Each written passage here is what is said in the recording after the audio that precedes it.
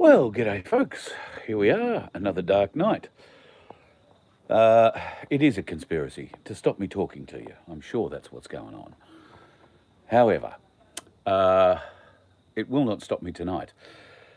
I'm currently at a meeting that I have to be at, and that's going to last another hour or so. This is a meeting that was been put back, so unfortunately, going to be at least another hour before I come back for the show tonight. I sat up till 2 o'clock this morning trying to get an interview to give you something to sink your teeth into tonight too. Unfortunately, that one never came off.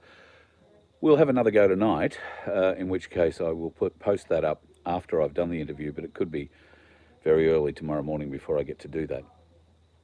There have been a few interesting things popping up in the news.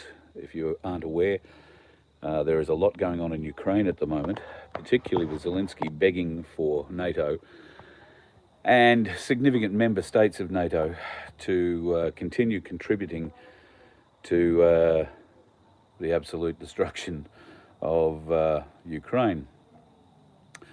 There isn't much of an appetite for it, though the Finns have forked out another $7 billion worth of aid to them. I'm not exactly sure what the Finns have by way of aid to share, but it'll probably be missile technology. The Russians are telling NATO to steer well clear, obviously, if they didn't understand the history lesson. And that's what it was, a history lesson that Vladimir Putin gave Tucker Carlson when Tucker did that interview with him a little while back. Then more fool NATO. The historical claim on those lands to Russia, Mother Russia, is significant and dates back to the 8th century. Nothing NATO says will change that. Nothing NATO does will change that. But it still seems like it could be the most significant point that we're all coming to, that crisis moment in the world, that near-death experience that we've been told to be ready to experience.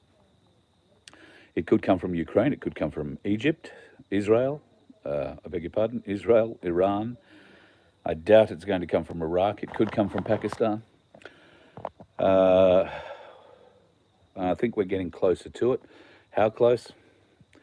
I don't think we're that close, to be honest.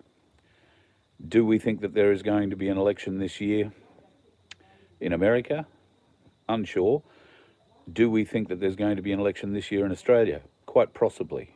Quite possibly. Albo's giving away money hand over fist. That money will start coming into people's pockets, I think, from July 1. That's probably an incentive to go to the polls and beg the people to put him back in again. Don't know that that will be the case. Anyway, these are things we can have a bit of a talk about later on. I do have to go and get back into this meeting, but I just want to let you know that there will be a show a little bit later on tonight, even if it's just gibberish, as most of my shows could be, I suppose. We will have a chat. There has been some few interesting things poking around today, so we'll have a bit of a chat about things like that. I hope you are well. Hello to the folks who've decided to come out and check out Fernie Haven, and in fact the other Withering property. There is, I think, one or two places available on the off-grid property. So if you are interested in that, get a hold of Cass at freedomffs.com, or you can send it through Cass at vofhq.com. We did a lot of filming today up at Fernie Haven, and I'll bring that to you in the coming days and weeks, probably on the FBN Media channel on YouTube. It is truly beautiful up there, folks. I mean, if you are looking for a beautiful bit of land and a bolt hole, a Airbnb, a weekender, or somewhere where you can be right off grid, right away from it all, very well protected from all the things we like to be protected from, then Fernie Haven could be the place for you.